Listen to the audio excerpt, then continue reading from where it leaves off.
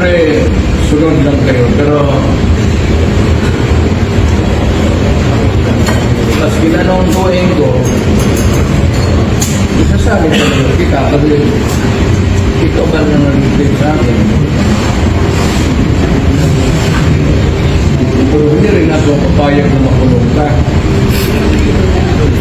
Ituro mo lang kung sinong nag-auto sa iyo, ihampas ko yung akin.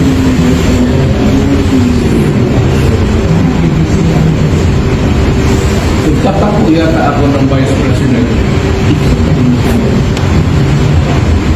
Tapos patayin ko yung Presidente. Hindi patas ang laban ngayon. Or I will ask my daughter to run. And I will run as Vice President. Tapos sabihin ko sa kanya, you give way.